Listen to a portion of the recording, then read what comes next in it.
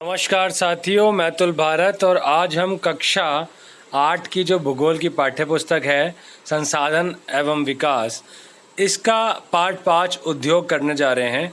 तो इससे पहले जो चैप्टर है जिसमें संसाधन है, कृषि है, खनिज एवं शक्ति है तथा भूमि मृदा, इसके बारे में हमने पढ़ाई की थी। तो ये जो पार्ट हमने जो 4 पार्ट हैं ऑलरेडी हमारी चैनल पे अपलोडेड है और चैप्टर 1 का क्वेश्चन आंसर जो है वह आपको हमारे चैनल पे ही मिलेंगे लिखित रूप में। आज हम आपको उद्योग के बारे में पढ़ाएंगे जो कि इस किताब का 5वां पार्ट है। तो बिना समय व्यर्थ करे हम शुरू करते हैं और आप चैनल को सब्सक्राइब कर दीजिए ताकि आप हमसे जुड़े रहें और आपको और भी 8th क्लास की जो हमारे अतीत हैं या भूगोल की है पुस्तिका, राजनीति विज्ञान की पुस्तिका के बारे में, इन सारी वीडियोस को आप अच्छे तरीके से देख सकें। तो चैप्टर हम शुरू करते हैं कि क्या आपने कभी ये विचार किया है कि लिखने की अभ्यास पुस्तिका जो आप इस्तेमाल में लाते हैं वह विनिर्माण की लंबी प्रक्रिया के बाद आपके पास पहुंचती हैं। इसके जीवन की शुरुआत वृक्ष से होती है, उसे काटा जाता है और लुगदी मिल तक ले जाया जाता है जहाँ पे उसकी लुगदी बनती है। वहाँ वृक्षों की लकड़ी को संसाधित एवं काष्ठ लुगदी में परिवर्तित किया जाता है। काष्ठ लुगदी को रासायनिक द्रव्य के साथ मिलाया जाता है और अंततः मशीनों के द्वारा कागज के रूप में परिवर्तित किया जाता है। यह कागज प्रेस में जाता है जहां रसायनों से निर्मित स्याही का इस्तेमाल पृष्ठों पर रेखाएं छापने में किया जाता है। इसके उपरांत पृष्ठों को अभ्यास पुस्तिका के रूप में बांधकर व पैक करके बिक्री के लिए बाजार में भेज दिया जाता है। अंत में ये आपके हाथों में पहुंचती है।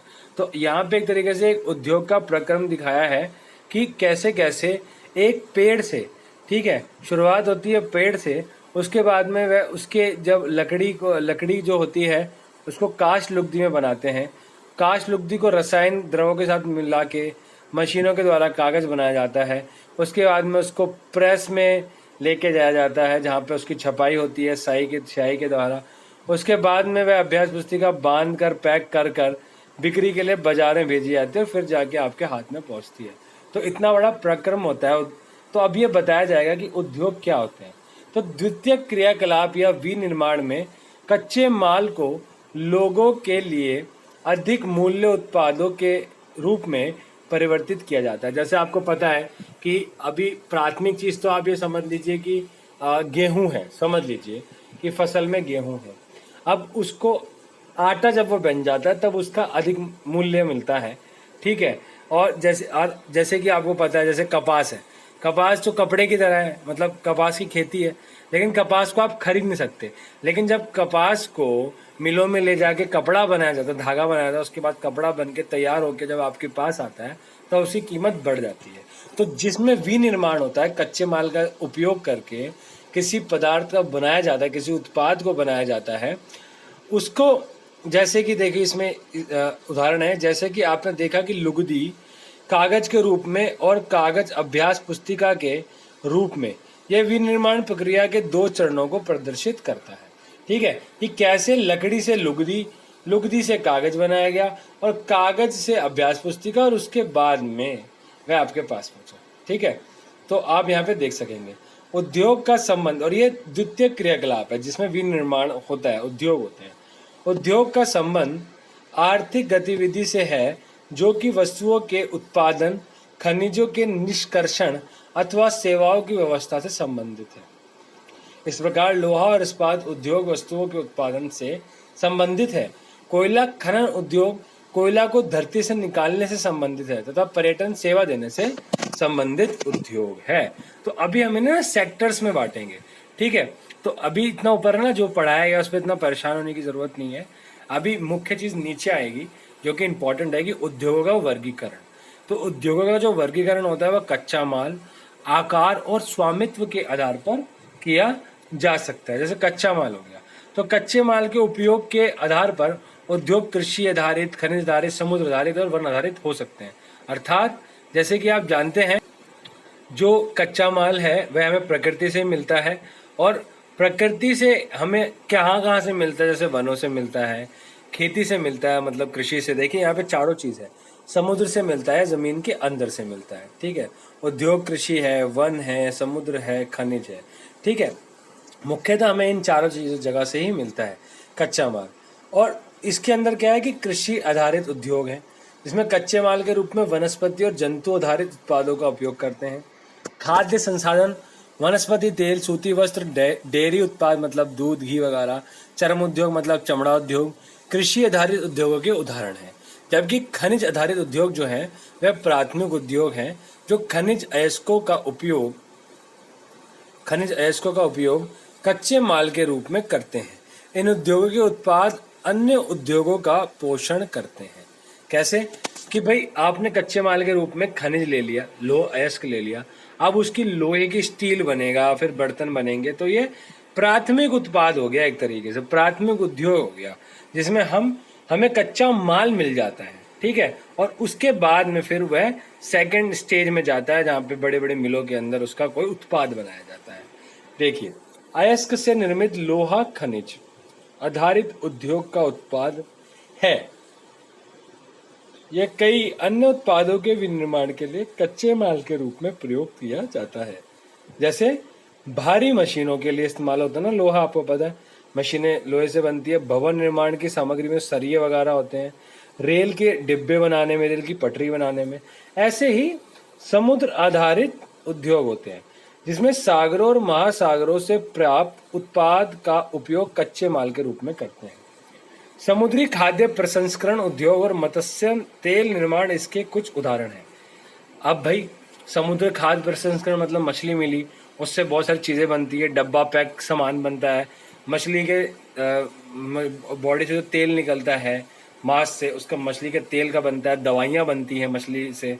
तो ये जो सारी चीज़ें हैं ये हमें आगे प्रसंस्करण के बाद में समुद्र आधारित उद्योगों का मिलता है। तो समुद्र आधारित उद्योग में मुख्यतः जो हमें कच्चा माल मिलता है, मछलियाँ मिलती हैं सागरों और महासागरों के अंदर से। वन आधारित उद्योग, वनों से प्राप्त उत्पाद का उपयोग कच्चे माल के रूप में हम करते हैं। लुगदी, कागज, औषध, रसायन, फर्नीचर, भवन निर्माण वनों से संबंधित उद्योग है ना। यहाँ पे आप देखिए, कृषि आधारित उद्योगों के कुछ उदाहरण दीजिए। अब आपका क्रियाकलाप है। आकार के आधार पर उद्योगों के आकार का तात्पर्य निवेश की गई पूंजी की राशि। देखिए, एक चीज़ मैं आपको थोड़ा बता देता हूँ कि वीडियो को आप 360p पे देखिएगा। ठीक है, तो आपको अच्छी क्वालिटी में वीडियो दिखेगी। दूसरा, आप वीडियो को स्लो या फास्ट भी कर सकते हैं अपने अकॉर्डिंगली, जैसे आपको समझ में आ रहा है। और आप वीडियो को पॉज करके भी स्क्रीनशॉट ले सकते हैं और पढ़ भी सकते हैं। ठीक है, तो आपको कोई प्रॉब्लम नहीं होगा। आकार के आधार पर उद्योग के आकार का तात्पर्य निवेश की गई पूंजी से है। ठीक है, ये नहीं कि भैया वो बड़े या छोटे हैं, अर्थात उसमें कितना पैसा खर्च किया गया है। ठीक है भाई, छोटा उद्योग धंधा है या बड़ा उद्योग धंधा है। ठीक है, नियोजित लोगों की संख्या और उत्पादन की मात्रा से है, उसमें कितने लोग काम कर रहे हैं और उसमें क्या पैदा होता है। आकार के आधार पर उद्योगों को दो भागों में बांटा जा सकता है, लघु आकार के उद्योग और बृहद आकार के उद्योग। कुटीर या घरेलू उद्योग छोटे पैमाने के उद्योग होते हैं, मतलब जो घरेलू घर में भी मिल फैक्ट्री लगा लेते हैं, छोटी जो मशीनें होती हैं ऐसी, जिसमें दस्तकारों के द्वारा उत्पादों का निर्माण हाथ से भी होता है। टोकरी बुनाई होती है, मिट्टी के बर्तन बनाते हैं और अन्य हस्तनिर्मित वस्तुएं कुटीर उद्योग के उदाहरण हैं या हस्त उद्योग के उदाहरण हैं। बड़े पैमाने के उद्योग जो बड़ी मात्रा में वस्तुओं का उत्पादन करते हैं, उनकी तुलना में छोटे पैमाने के उद्योग कम पूंजी व प्रौद्योगिकी, कम मशीनों के या तकनीक का उपयोग करते हैं।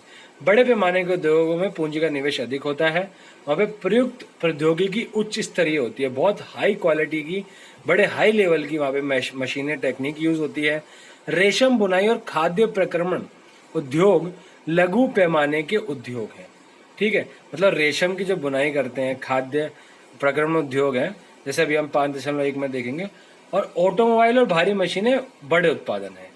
ठीक है, तो देखिए जैसे यहाँ पे आप देख सकते हैं कि भैया कुछ चीज़ें खाने की हैं, बनाने की, थोड़ा बहुत अचार वगैरह हैं या कोई और चीज़ें हो गई, जैसे यहाँ पे पापड़ वगैरह हो गया। ऊपर आप देखिए मखाने के खाद्य प्रक्रमण की अवस्था है। पहले मखाना लिया, एक एक को चुना, उसको फिर पैकेट में भरा, फिर पैकेट के बाद पैकेट को सील दिया। इस प्रकार से ये 4 भागों में आपके सामने चित्र में दिख रहा है। ठीक है, अब स्वामित्व के आधार पर आ जाते हैं कि स्वामित्व के आधार पर उद्योगों को निजी क्षेत्र, राज्य स्वामित्व अथवा सार्वजनिक क्षेत्र, संयुक्त क्षेत्र और सहकारी क्षेत्र में वर्गीकृत किया जाता है। मतलब सार्वजनिक क्षेत्र जो गवर्नमेंट हो गया, निजी आपको प्राइवेट कंपनियां हो गई, राज्य स्वामित्व जो मतलब स्टेट गवर्नमेंट के चल रहे हैं, संयुक्त क्षेत्र वह है जिसमें, अब मैं आपको सब बता देता हूँ, चलिए आपको स्टार्टिंग में मैं ऐसे बता देता हूँ कि निजी क्षेत्र के उद्योगों का स्वामित्व और संचालन या तो एक व्यक्ति द्वारा या व्यक्तियों के समूह द्वारा किया जाता है, प्राइवेट कंपनी होती है।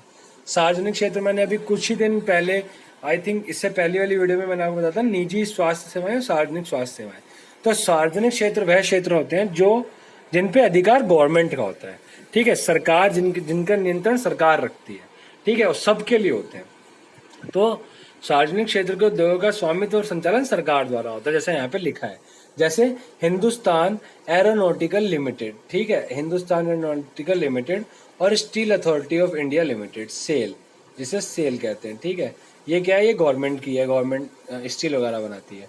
संयुक्त क्षेत्र के उद्योगों का स्वामित्व और संचालन राज्यों और व्यक्तियों अथवा व्यक्तियों के समूहों द्वारा होता है। मतलब संयुक्त क्षेत्र में क्या है भैया कि संचालन राज्यों द्वारा है, व्यक्तियों और व्यक्तियों के समूह द्वारा, मतलब गवर्नमेंट और व्यक्तियों द्वारा, मतलब प्राइवेट लोग और वो सब मिलके करते हैं, सहकारी एक तरीके से, ये संयुक्त क्षेत्र हो गया, ठीक है, संयुक्त क्षेत्र हो गया।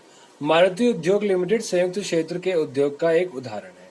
अब देखिए, सहकारी क्षेत्र के उद्योगों का स्वामित्व संचालन कच्चे माल के उत्पादकों या पूर्तिकारों, कामगारों अथवा दोनों द्वारा होता है। आनंद मिल्क यूनियन लिमिटेड एवं सुधा डेयरी सहकारी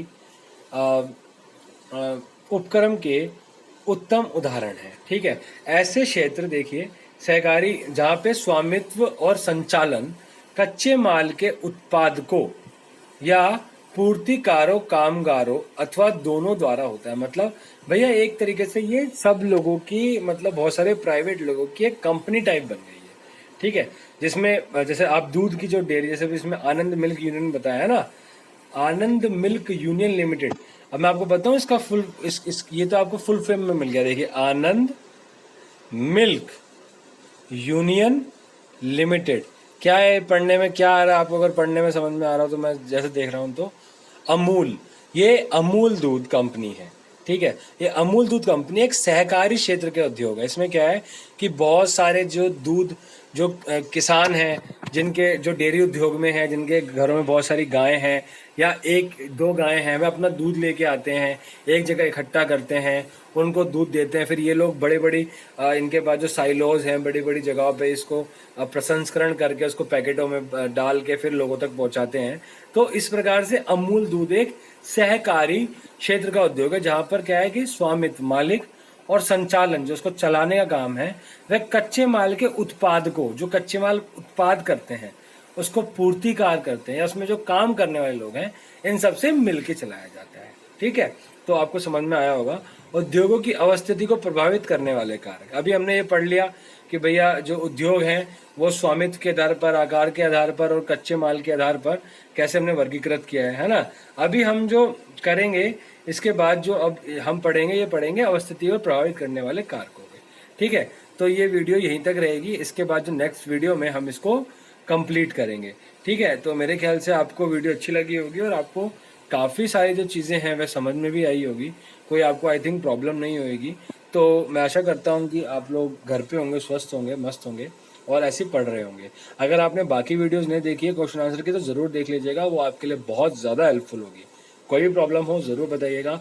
हमारे चैनल पे क्वेश्चन आंसर क्यूज चल रहे हैं निरंतर, तो आप उसमें भाग लीजिए। आपको पता है वो सब फ्री ऑफ कॉस्ट होता है और कभी भी ना आपके आंसर को कोई और नहीं देख सकता।